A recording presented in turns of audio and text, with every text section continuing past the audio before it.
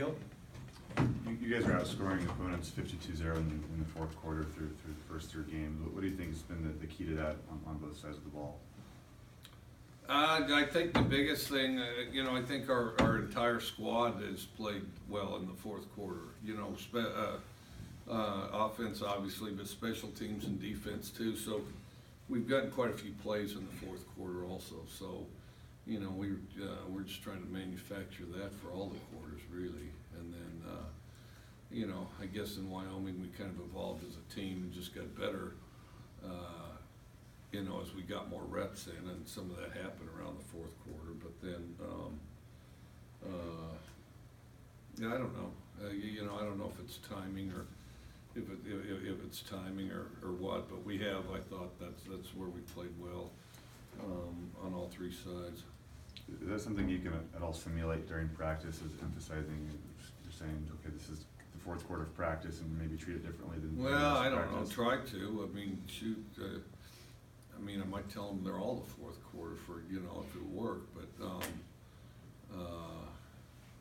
but I think, that is something that we'd like to manufacture. So. Coach, have you liked how resilient your team has been up to the 3 weeks you played? Obviously in Wyoming, Wyoming made a little bit of a run, took the lead, and then you guys took that back. And then this week, Eastern went on a little bit of a run as well, kind of in that third quarter, and then you guys stomped that out pretty quickly. Well, I think that the sides of the ball have complemented each other pretty well, and I think that we haven't had long lapses on either side, and then one side will take up the slack, and then we play. If we play together, then we're really strong. So you're trying to keep that going, But we haven't been. One thing is we haven't spent a lot of time getting distracted, waiting for somebody else to play, or waiting for the other side of the ball to do something. And we haven't done a lot of that waiting game. We've been able to start out drives and situations pretty decently, I think. WSU's only beaten USC 10 times in their history, and you've coached 2 of those games. How much of that do you credit to, play the next play mentality, not focusing on outside distractions? Just if you execute, you're going to win. Well, try to focus on it. USC's a good team, and all we can do is play the best game that we can and try to isolate it to one play at a time. And, having the discipline to do that, that's easier said than done, but that's all you can really control. So, that's what we got to do when we play them. So, and so all our guys are looking forward to the challenge this weekend, I think.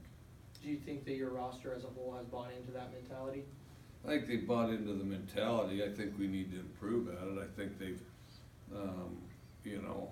got a sense of it, but I don't think that, we've exactly pushed our limits yet. Everybody can work harder than they think they can, or do better than they think they can, and we have to continue to push that, so we raise the ceiling on all that. Why do you think the defense has been able to click so well, so fast under Tracy? Well, because the philosophy never changed. And we got a bunch of coaches back, and then he's coached for several decades and sorted, through I think a wide variety of the problems that exist defensively. So I think he's able to fix them quicker than a lot of guys, and so. And then also we have a pretty highly motivated group, starting with our off season.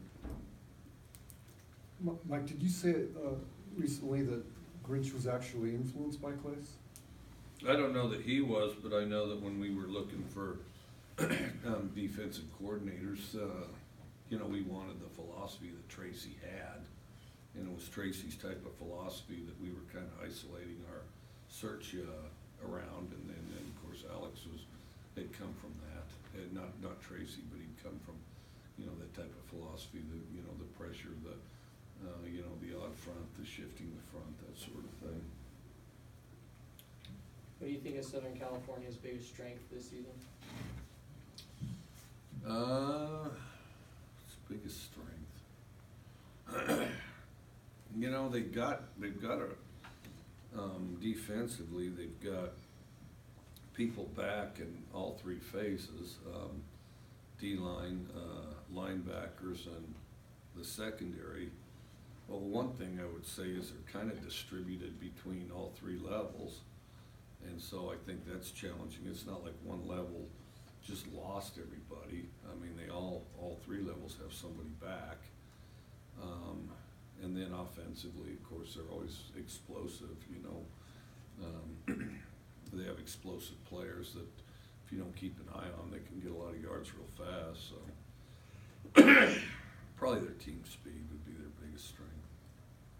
Coach, kind of two-part question here. Have you had much of a chance to watch or see the film of the USC quarterback JT Daniels?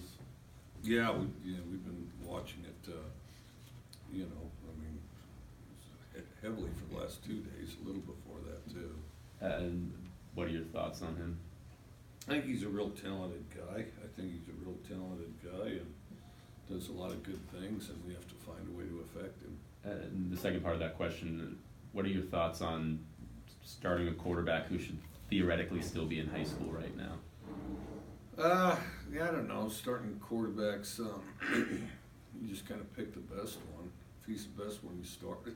You know, I mean, you can stick Dan Marino out there, Joe Montana, John Elway, and Peyton Manning and Tom Brady, or I don't want to leave anybody out because so they get mad. Aaron Rodgers, and then you go out there and you fire away, and then pretty soon you figure out, oh, this guy's better, and you play him, you know. And then, you know, if you're at a junior high school, you do the same thing. So I guess they feel like he's the best one. He's really talented. He's extremely talented. Do you have any thoughts on high school players reclassifying and kind of skipping a year to jump ahead and playing college a year early? I think it's good if they're ready to. I mean, then just mentally they have to really want it. You know, I don't think it's not brutally challenging. I mean, because they're planning to do that eventually anyway. But you know, and a lot of these guys have been planning to since, like, say, freshman or sophomore year. So you know, they've already got it in their head and, you know, sorted and planned that direction. But if it's the kind of guy that you know, is going to miss high school, wants to have the last hurrah with his classmates, go to the prom, run track or play baseball for the last season, playing some of the all-star games, then they need to stay. Because I mean, you know, if they're like looking back and feeling like they, you know, missed something, or because you only get to do high school once. If they feel like if they're going to feel like they missed something, I think they ought to stay in high school. But as far as guys that are ready to go, yeah, we prefer they come, and then because they get that much more training. What would you attribute to why a lot of young guys are having success early, or a lot of freshmen or redshirt freshmen are being able to play and play well early on, just come straight out of high school? You know, I think it's more of a trend. I mean, you know, yeah, I get asked that some, and that's gotten to be kind of a fashionable story. And I think it's pretty much a red herring. I mean, do all these people playing these freshmen think that they're going to be lousy as seniors? I don't think they think that. I think they think some of these guys playing as freshmen are going to be even better as seniors, and I think they probably think that across the board.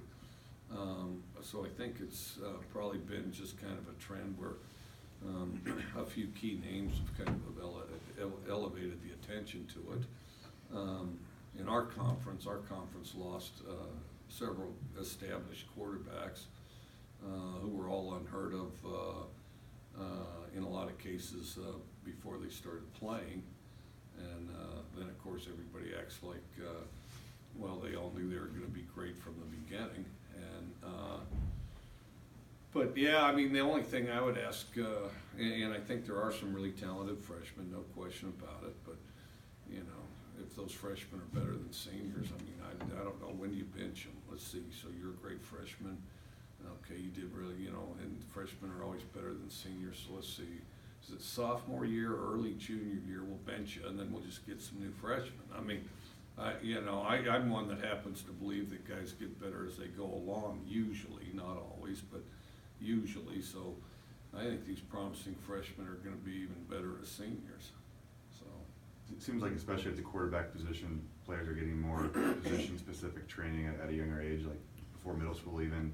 Do you think it's a good thing that quarterbacks are working with kind of quarterback coaches at such a young age, or is there almost too much pressure on them when they're so I think young? it goes all different ways. I think sometimes it's too much pressure, and there'll be some guy promising as a junior high kid, and they burn him out, and then he doesn't even wanna play football anymore. I think that, anytime somebody's doing drills and developing their footwork, you know, and their skills, just their fundamental skills, I think all that's positive. I think all that's, incredibly positive. I think, you know, sometimes out there you get some kind of sideshow Bob kind of guy that thinks he knows everything and's gonna fill some kid's head full of a bunch of schematic clutter, and the guy doesn't know what he's talking about, and then you spend your time trying to purge it. I think that's counterproductive. I think that, you know, guys that have too many different coaches, you know, because, I mean, any one of them, you know, all of them may have good stuff, but, you know, you get a bunch of commingled approaches. I think sometimes that can confuse a guy. I think you need to get a few things and hang on to them, but I think anytime somebody's throwing the ball, moving their feet, you know, and all those things, developing their skills, I think it's positive as long as they don't get cluttered. And I think it has helped advance things. I think it's damaged some guys, but I think overall it's helped to advance things. What kind of challenges does a short week present playing on a Friday in terms of preparation? Well, we were here last night till 2, and then we'll be here tonight about the same, and then you know, then you just sort out practice in your periods, so you have to alter those a little bit. Do you like playing on the Friday? I know you guys obviously beat them last year on a Friday, but do you like these Friday Pac-12 games and how the conference schedules are? No, it's fine. It's fine. I'd rather do it, you know, after a bye week or something, but it's fine, you know. Coach, you made comments at Pac-12 Media Day about recruiting players and the challenges of getting guys from LA up here to Pullman. You plan on going on any recruiting trips while you're down in Los Angeles? No. As a head coach, you can't. As a head coach, you can only see each person once, so that burns the visit, and I'm not allowed to talk to them now, so I can't afford to do that. The assistant coaches, you know, we have a big enough window. We feel like that we probably won't do a lot of recruiting down there when we're going to play, but you know, it's an opportunity, but it's not the whole end all you think. I mean, we got plenty of time, and we'll hit it hard when the time comes. And we've got a few guys committed right now too, so. When looking at a recruit, how important is coachable talent as opposed to just natural raw talent? Well, the natural raw talent better become coachable pretty fast, otherwise he's not gonna be here very long. He'll be someplace, but he's not gonna be here very long. You know, but you do look for upside in people. I mean, you try to see, you know, who's got the most upside or something like that, and you try to elevate that. And you know, I think you want somebody that's tough and likes contact, you know, and then, you know, develop, you know, because tough people work to develop their skills harder than soft people, and I think that, you know, in other words, somebody that's really highly motivated, and then, you know, and then you kind of consider where you think you can, where they can end up in a couple of years, you know. I mean, I've had guys that weren't gonna play for 3 years, then ended up playing in the NFL, and they just, you know, developed later and some things like that. And then also in high school, sometimes a guy really hasn't, you know, if a guy's the best player, maybe he's played 4 or 5 positions in his career, and then if you isolate him to one, he's gonna be even better. Coming off of last year's win up here, USC obviously wants to get back after that performance. Is there anything you're telling your players in preparation to kind of being on a big stage on Friday night? No, no, not really. I mean, because, you know,